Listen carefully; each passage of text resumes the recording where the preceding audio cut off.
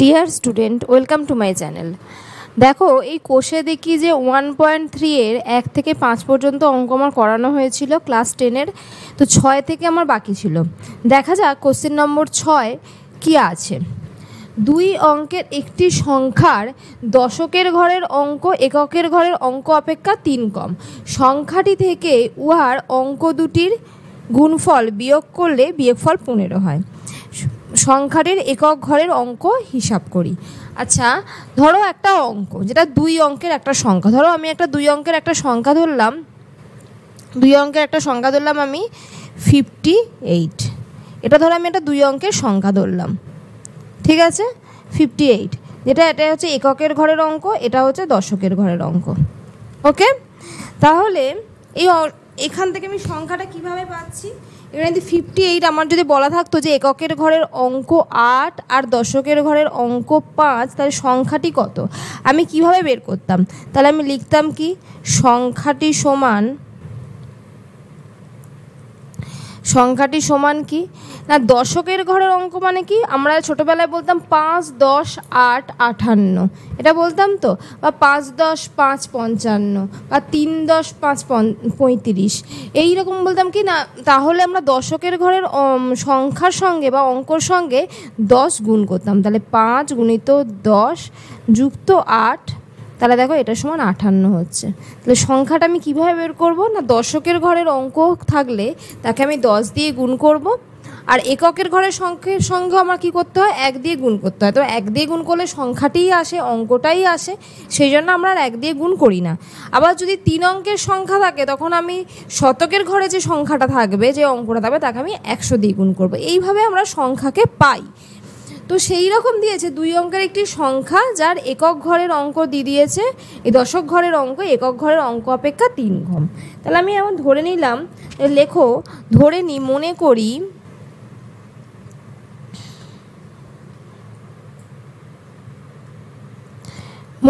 কি, মনে করি এককের ঘরের অঙ্ক, এককের ঘরের অঙ্ক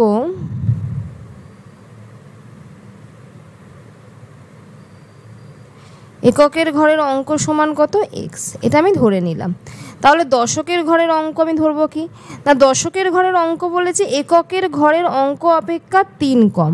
তাহলে দশকের ঘরের অঙ্ক আমি ধরছি কয় x মাইনাস 3 কম যেহেতু বলেছে। তাহলে এখান থেকে আমায় বের করতে হবে কি, সংখ্যাটি কত। আগামী এখান থেকে বের করে নিই যে সংখ্যাটি কত।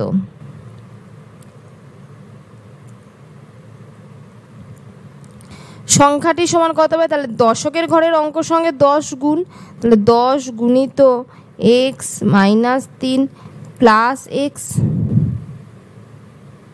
ঠিক আছে, সমান তাহলে কি হবে 10x মাইনাস 30 প্লাস x, ঠিক আছে।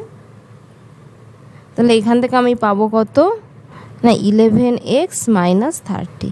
এটা আমার কি হলো, সংখ্যাটি বেরোলো। এবার আমার শর্ত কি দিয়েছে, এখানে দেখো আমাকে শর্তে কি দিয়েছে, আমাকে শর্তে দিয়েছে সংখ্যাটি থেকে উহার অঙ্ক দুটির গুণফল। অঙ্ক দুটি কি কি আছে, একটা আছে x, একটা আছে x মাইনাস 3, এই দুটো আমার অঙ্ক আছে। তো একটা হচ্ছে এককের ঘরের অঙ্ক, একটা দশকের ঘরের অঙ্ক। অঙ্ক দুটির গুণফল বিয়োগ করলে বিয়োগফল কি হয়, 15 হয়। তাহলে এখানে আমি কি করব, দেখো এখানে আমি কি লিখব, শর্তানুসারে বা প্রশ্নানুসারেও লিখতে পারো, শর্তানুসারে সংখ্যাটি থেকে মানে 11x মাইনাস 30 থেকে কি বিয়োগ করতে বলেছে না, অঙ্ক দুটির গুণফল কি x ইন্টু x মাইনাস 3। এটা গুণ করলে গুণফল কত বেরোয়, এই বিয়োগফল কত, বিয়োগ করলে বিয়োগফল কত বেরোয়, 15। ওই দুটো গুণ করতে হবে সংখ্যাটি থেকে, দিয়ে বিয়োগ করলে বিয়োগফল বেরোবে 15। এইটা দিয়েছে আমার শর্ত। তাহলে এই হচ্ছে আমার সমীকরণ, আমি পেয়ে গেলাম। তাহলে এখানে দেখো কি হবে, 11x minus 30 minus x square minus 3x, এই মাইনাসে মাইনাসে প্লাস 3x ইকুয়াল টু 15, ঠিক আছে। তাহলে দেখো, বা এখানে আছে 11x, এখানে আছে 3x, তাহলে হবে 14x minus 30 minus x square, আর এখানে মাইনাস আমার 15টা এদিকে চলে আসবে ইকুয়াল টু 0। এবার একটু সাজিয়ে গুছিয়ে লিখব এক্স স্কোয়ার, এই এক্স স্কোয়ারটাকে মাইনাসটাকে প্লাস করে দিলাম, তাহলে এইটা কী হয় মাইনাস হয়ে যাবে। সাইনগুলোকে একটু চেঞ্জ করে দিলাম, এই দুটো মাইনাসে দেখো -30 আর -15 মানে -45, সেটাকে যদি সাইনটা চেঞ্জ করে দিই তাহলে +45 equal to 0।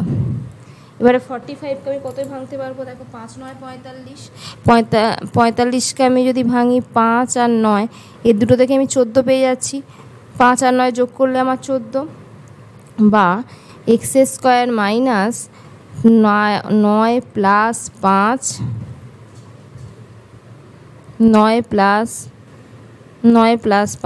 X plus 45 equal to হয়ে গেল 0। তাহলে দেখো, বা x square minus 9x minus 5x plus 45 equal to 0। তাহলে বা এক্স কমন নিলে এক্স মাইনাস 9 প্লাস -5 কমন নিলে এক্স মাইনাস 9 ইকুয়াল টু কী হয়ে গেল 0। তাহলে আমি এখানে এক্সের দুটো মান পাবো, এক্সের আমি দুটো মান পাবো, বা এক্স মাইনাস 9 আর কি হচ্ছে এক্স মাইনাস 5 ইকুয়াল টু 0। তাহলে এক্স মাইনাস 5 ইকুয়াল টু যদি 0 হয় তাহলে এক্স ইকুয়াল টু কত 5, আর এক্স মাইনাস 9 ইকুয়াল টু যদি 0 হয় তাহলে এক্স ইকুয়াল টু 9। তাহলে এক্সের আমি দুটো মানই পাচ্ছি, আমি একটা মানকেও ইগনোর করতে পারবো না, দুটোই আমার পজিটিভে দুটো মান এসছে। আর আমার এককের ঘরের অঙ্ক চেয়েছি, এককের ঘরের অঙ্ক আমার কত ছিল, এক্স ছিল, তাহলে এক্স ইকুয়াল টু 5 অথবা 9। তাহলে উত্তর হবে আমার কত, 5 অথবা 9। ওকে, যাচ্ছি নেক্সট ম্যাথে। কি দিয়েছে দেখো, আমাদের স্কুলের চৌবাচ্চায় দুটো নল আছে, ঠিক আছে। নল দুটি চৌবাচ্চাটি 11:09 মিনিটে পূর্ণ করে। যদি দুটো নলই খোলা থাকে, ধরো একটা চৌবাচ্চা আঁকলাম, একটা এদিক দিয়ে একটা নল ঢুকেছে, এদিক দিয়ে একটা নল ঢুকেছে, দুটো দিয়ে জল পূর্ণ করে, দুটো দিয়ে কী করে, জলকে পূর্ণ করে। তো যদি দুটোই খোলা থাকে তাহলে 11:09 মিনিটে পূর্ণ হয়। যদি নল দুটি আলাদাভাবে খোলা হয়, ধরো একটা নলকে বন্ধ করা হলো, আর একটা নলকে, এটা যদি আমি লিখি ফার্স্ট নল আর এটাকে যদি আমি লিখি সেকেন্ড নল, তাহলে যদি ধরো সেকেন্ড নলটা বন্ধ, ফার্স্ট নলটা খোলা, তাহলে বলেছে একটি নল অপর নলটি থেকে 5 মিনিট বেশি সময় নেয়। প্রত্যেকটি নল পৃথকভাবে কত সময় নেয়? তাহলে আমাকে এইভাবে একটা যদি খোলা থাকে, দেখো যদি দুটো খোলা থাকে যে সময় ভর্তি হবে, একটা খোলা থাকলে তার থেকে তো একটু বেশি সময় লাগবেই, স্বাভাবিক ব্যাপার, ঠিক আছে। তাহলে আমি এখানে আমি ধরে নেব কি না, প্রথম নলটা দিয়ে আমার এক্স মিনিটে জল পূর্ণ হয়। তাহলে কি লিখবো আমি, প্রথম নল দিয়ে বা ফার্স্ট নলটা দিয়ে আমার ফার্স্ট নল দিয়ে কি হয় না, এক্স মিনিটে জলটা পূর্ণ হয়ে যাবে। এবার দেখো পুরো অংশটা পূর্ণ হয় মানে কত, চৌবাচ্চাটির যখন আমরা যে কোনো জিনিসের পুরো অংশ ধরি তখন আমরা সেটা মানে কত, এক অংশ, সেটা মানে কত, এক অংশ, ঠিক আছে। তাহলে এক্স মিনিটে ভর্তি হয় এক অংশ, ফার্স্ট নল দিয়ে ভর্তি হয় কি এক অংশ, তাহলে 1 মিনিটে ভর্তি হয় কত, এক্স মিনিটে যদি এক অংশ হয় তাহলে 1 মিনিটে ভর্তি হবে কত, 1/x অংশ। আশা করি বোঝা গেছে। এবারে দেখো সেকেন্ড নল দিয়ে একইভাবে করব কি না, তাহলে সেকেন্ড নল এটা যদি এক্স মিনিটে ভর্তি করে তাহলে সেকেন্ড নল ক মিনিটে ভর্তি করবে, এক্স প্লাস 5, কারণ কি একটা থেকে আরেকটা 5 বেশি লাগে, তাহলে এটা যদি এক্স মিনিট নেয় এটা তাহলে কত নেবে, এক্স প্লাস 5, ঠিক আছে। তাহলে সেকেন্ড নল দিয়ে কী হবে, এক্স প্লাস 5 মিনিটে ভর্তি হবে, এক্স প্লাস 5 মিনিটে ভর্তি হবে,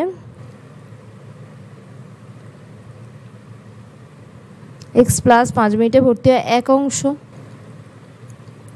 তাহলে 1 মিনিটে ভর্তি হয় 1/x প্লাস 5 অংশ। বোঝা গেল। এবারে কি শর্তটা কি বলেছে একবার দেখি আমরা।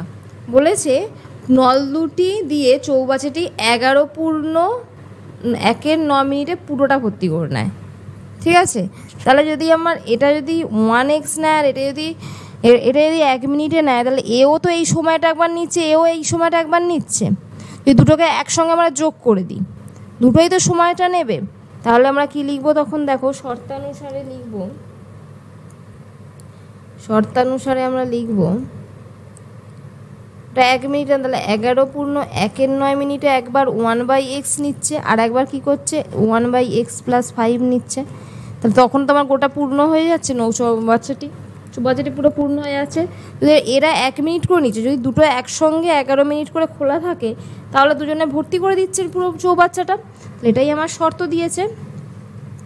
তাহলে দেখো বা 11 9 11 99 100/9 এটা হবে 1/x + 1/x + 5 = 1, তাহলে বা এটা ওই দিকে আমরা পাঠিয়ে দেবো, তাহলে 1/x + 1/x + 5 এটা = 9/100,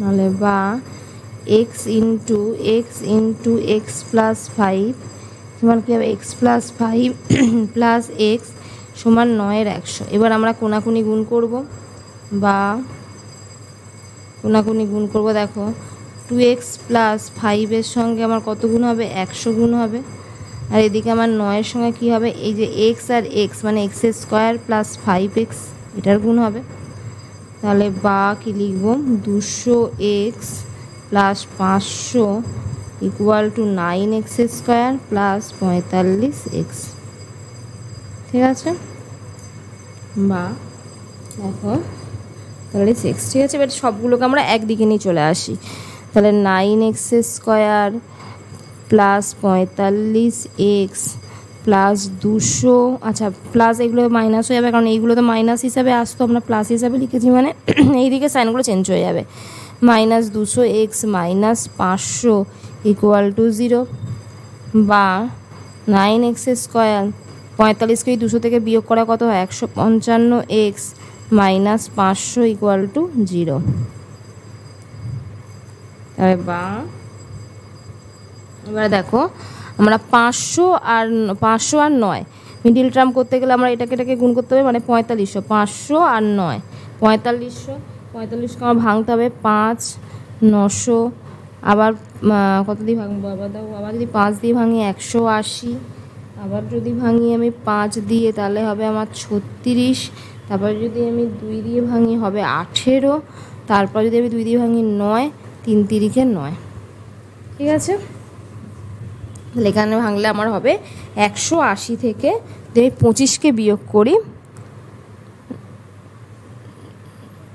দেখো 2 দুগুণে 4, 4 2 3 4 12,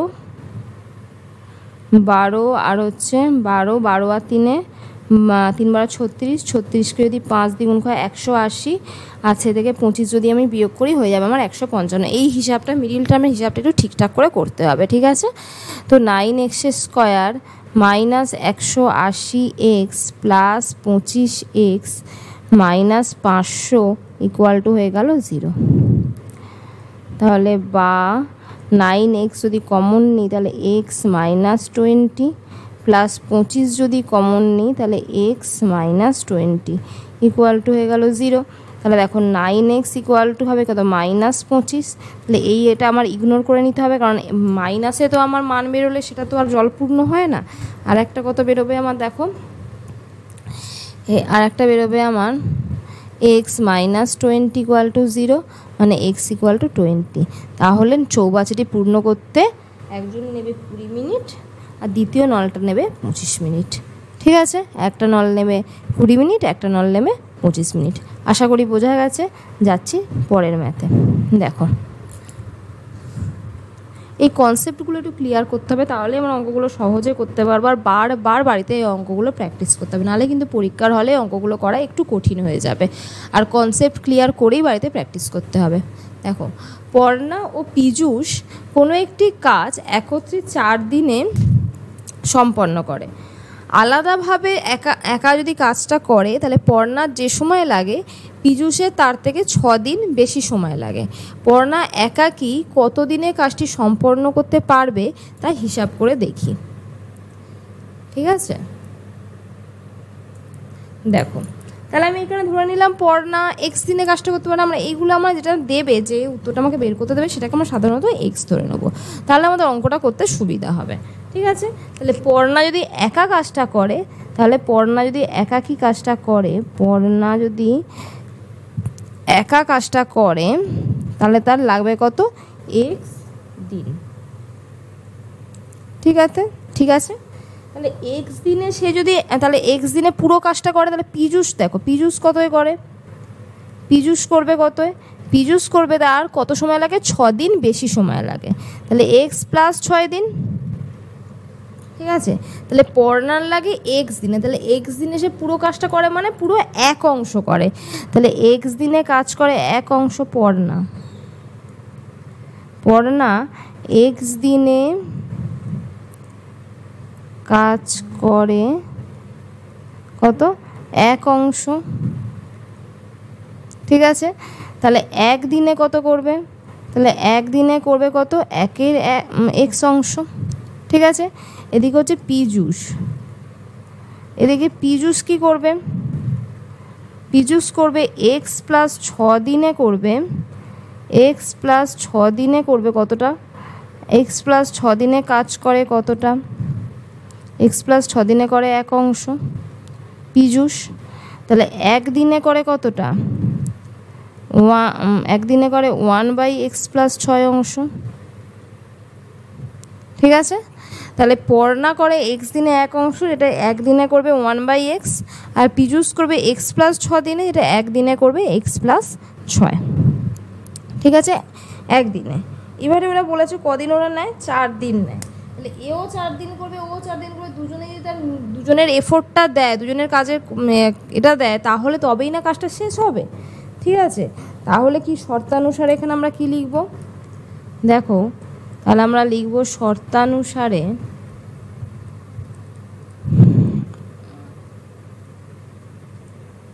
শর্তানুসারে কি লিখব, 4 গুণিত 1 এক্স প্লাস 1 এক্স প্লাস 6, এটা সমান হচ্ছে 1। ঠিক আছে, বা 1/x plus 1/x plus 6 equal to হয়ে গেল 1/4। ঠিক আছে, তাহলে এবার দেখো বা আমরা কি লিখব, এক্স, এবার আমরা কি লিখলাম, এটাকে আমরা লসাগু যেমন করতে হয় তেমন করে নেব, এক্স ইন্টু এক্স প্লাস 6, এটা হবে x plus 6 plus x equal to হয়ে গেল 1/4। তাহলে এখানে লিখবো আমরা 2x প্লাস 6 ইন্টু 4, এটা সমান এক্স স্কোয়ার প্লাস 6x। তাহলে এখানে আমরা লিখব 8x plus 4 6 24 minus x square minus 6x equal to হয়ে গেল 0। এবার আমরা সাইনগুলোকে চেঞ্জ করে দেব, দেখো তাহলে এক্স স্কোয়ার মাইনাস 6 আর প্লাস 8 মানে প্লাস 2, এখানে হয়ে যাবে মাইনাস 2x প্লাস 24 ও মাইনাস 24, কারণ সাইনটা আমার চেঞ্জ হয়ে যাচ্ছে, তাহলে হচ্ছে মাইনাস 24 ইকুয়াল টু হয়ে গেল 0। তা 24 মানে 4 6 24, তাহলে minus 6x plus 4x minus 24 equal to হয়ে গেল 0। তাহলে বা x into x minus 6 plus 4 common নিলে এক্স মাইনাস 6 ইকুয়াল টু হয়ে গেল 0। তাহলে দেখো এক্স প্লাস 4 ইকুয়াল টু 0, তাহলে এক্স সমান -4, এটা নিশ্চয়ই হবে না, কারণ এখানে নেগেটিভ অ্যান্সার আসছে। আর একটা হচ্ছে এক্স মাইনাস 6 ইকুয়াল টু 0, যেখানে এক্স ইকুয়াল টু 6, এটা আমার হবে। তাহলে পড়না 6 দিনে পুরো অংশটা, পুরো কাজটা করতে পারবে। 6 দিন যদি করে তাহলে সে পুরো কাজটা শেষ করে দিতে পারবে। ঠিক আছে, যাচ্ছি পরের ম্যাথে। এটাই আমার আজকের লাস্ট ম্যাথ। দেখা যাক অঙ্কটা কি আছে। কলমের মূল্য প্রতি ডজনে 6 টাকা কমলে 30 টাকায় আরও 3টি কলম বেশি পাওয়া যায়। কমার পূর্বে, মানে যখন কমেনি, কমার পূর্বে প্রতি ডজন কলমের মূল্য কত ছিল। আমরা যদি ধরি যে এক ডজন সমান 12টা, জানে এখানে কলম কীরমভাবে বিক্রি হচ্ছে না, ডজন হিসাবে। ঠিক আছে, ডজন হিসাবে আমার কলম বিক্রি হচ্ছে এখানে। তাহলে আমি এখানে ধরে নেব কি না, 1 ডজন মানে আমরা জানি 12টা, তাহলে 12টা পেনের দাম আমরা একেবারে ধরে নেব। আমরা ধরে নেব কি না 12টা পেনের দাম আমরা ধরে নেব। তাহলে আমরা কি লিখব, মনে করি 12টি পেনের বা কলমের, আমরা এখানে কলম দিয়েছে, 12টি কলমের মূল্য দিয়েছে কত, 30 টাকা। কারণ 30 টাকাটাই বলেছে, 30 টাকা আরও 3টে বেশি কমবে, যদি 6 টাকা কমলে, প্রতি ডজনে 6 টাকা কমলে 30 টাকায় আরও 3টি কলম বেশি পাওয়া যায়। তাহলে প্রথমে আমি ধরো, আচ্ছা সরি, এখানে আমার 12টি কলমে আমি ধরছি, যেহেতু আমি লিখবো এক্স টাকা, এটা তো আমার দেয়নি 30 টাকা বলে, এখানে ধরে নেবো আমি এক্স টাকা। তাহলে এক্স টাকায় যদি আমি ঘুরিয়ে লিখি, আমি কি লিখবো না এক্স টাকায় কটা কলম পাওয়া যায়, 12টা। এক্স টাকায় কটা কলম পাওয়া যায়, 12টা। তাহলে এক্স টাকায় পাওয়া যায়, এক্স টাকায় পাওয়া যায় কটা কলম, এক্স টাকায় পাওয়া যায় 12টি কলম। এক্স টাকায় পাওয়া যায় কটা কলম, 12টি কলম। তাহলে 1 টাকায় পাওয়া যাবে কটা কলম, 1 টাকায় পাওয়া যাবে 12/xটি কলম। তাহলে যদি 30 টাকায় আমার পাওয়া যায় কটা কলম, তাহলে 30 টাকায় পাওয়া যায় 12/x গুণিত 30। এটা তো 1 টাকায় পাওয়া যায়, তাহলে এটা 30 টাকায়, মানে 30টা বেশি পাওয়া যাবে, তাহলে এতটি কলম আমার 30 টাকায় পাওয়া যায়, যদি আমার নর্মালভাবে থাকে। এবার যদি আমি 6 টাকা যদি বলেছে আমার কম হয়, প্রতি ডজনে যদি আমার 6 টাকা কম হয়, তাহলে কি লিখব, তখন এক্স মাইনাস 6, মানে এক্স থেকে 6 টাকা কমে আমার 12টি কলম পাওয়া যাবে। তা তখন আমার কি হবে, এক্স মাইনাস 6 এত টাকায় পাওয়া যাবে,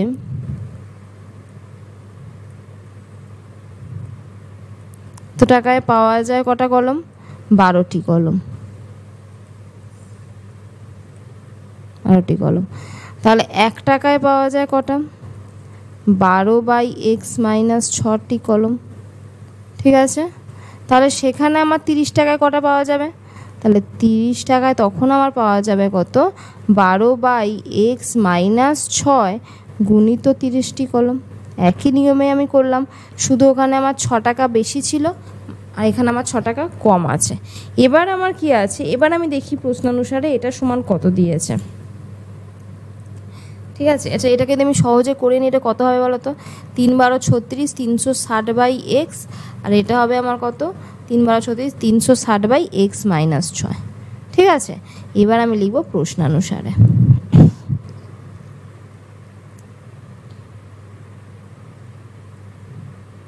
প্রশ্নানুসারে কি হলো, তাহলে এখানে আমার বলে দিয়েছে কি না, এখানে আমার বলেছে 3টি বেশি কলম পাওয়া যায়, যদি 6 টাকা কম হয় তাহলে 3টি বেশি কলম পাওয়া যায়।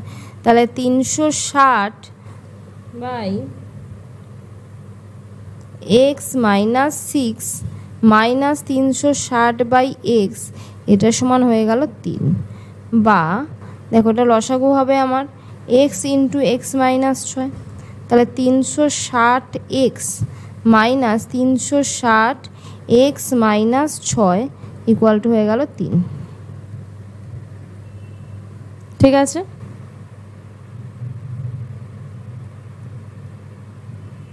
তাহলে বা উপরে হবে 360x মাইনাস 360x প্লাস, আচ্ছা 360টাকে আমি এই দিকে না লিখে আমি একেবারে 360টাকে আমি ধরো এখান থেকে যদি আমি একেবারে 3-3-এর তলায় করে দিই 360টা, মানে এখানে আমি কি করব, এখানে যদি আমি 360টাকে যদি কমন নিই তাহলে আমার সুবিধা হবে করতে। তাহলে 1/x মাইনাস 6 মাইনাস 1/x, তাহলে আমাকে আর গুণ করতে হবে না 360টা, মানে 3। তাহলে 1/x মাইনাস 6 মাইনাস 1/x সমান হয়ে গেল 3/360। দেখো এটার সঙ্গে একটা কাটাকুটি করলে 1/120 গেল, আমার ছোট হয়ে গেল অনেক। ঠিক আছে, পরীক্ষার সময় একটু ছোট ক্যালকুলেশন করতে সুবিধা হবে, যদি বেশি বড় ক্যালকুলেশন হলে আমরা মেলাতে পারবো, কিন্তু আমাদের একটু সময় চলে যেতে পারে। ঠিক আছে, মানে বা এখান থেকে আমি কি লিখব, এক্স ইন্টু এক্স মাইনাস 6, মানে x minus x plus 6 equal to হয়ে গেল 1/120। ঠিক আছে, বা এক্স এক্স এখানে ক্যান্সেল হয়ে গেল, তার 6-এর সঙ্গে 120 গুণ আর এক্সের স্কোয়ার মাইনাস 6x। এবার সবগুলোকে আমরা একদিকে নিয়ে চলে আসি। তাহলে দেখো এক্সের স্কোয়ার মাইনাস 6x 6×12 = 72, ঠিক আছে, 6×12 ইকুয়াল টু হয়ে গেল 0, এবার 72কে যদি আমি ভাঙি, দেখো 720কে যদি আমি ভাঙি, তুমি কত দিয়ে ভাঙবো? 2 দিয়ে, 360, তারপর ভাঙবো আবার 2 দিয়ে, 180, আবার ভাঙবো 2 দিয়ে, 90, এবার ভাঙবো আমি 2 দিয়ে, কত হবে? 45, তারপর আবার 5 দিয়ে, 9, 3 3। এটা যদি ভাঙি আমার আসবে হচ্ছে 30 আর 24। 30 আর 24 যদি আমি করি তাহলেই আমার চলে আসবে 6। 30 আর 24 যদি আমরা করি তাহলে চলে আসবে আমার 6। তাহলে বা x square minus 30x plus 24x minus 720 equal to হয়ে গেল 0। বা এক্স কমন নিলে এক্স মাইনাস 30 প্লাস 24 কমন নিলে এক্স মাইনাস 30 ইকুয়াল টু হয়ে গেল 0। তাহলে এক্স প্লাস 24 ইকুয়াল টু 0, যেখান থেকে আমি পাবো এক্সের মানটা নেগেটিভ, এক্স ইকুয়াল টু হয়ে গেল মাইনাস 24, এটা তো হবে না। তাহলে এক্স মাইনাস 30 ইকুয়াল টু 0, যেখান থেকে পাবো আমি এক্স ইকুয়াল টু 30, তাহলে এই মানটাই আমি নেব। তাহলে কি হলো না এক্স টাকা, তাহলে 12টি কলমের মূল্য কত? 30 টাকা, ঠিক আছে, 12টি কলমের মূল্য কত? 30 টাকা। আশা করি বোঝা গেছে। আজকে এই পর্যন্তই থাকলো। নেক্সট ম্যাথ নিয়ে আমি আবার নেক্সট ক্লাসে আসবো। Thank you.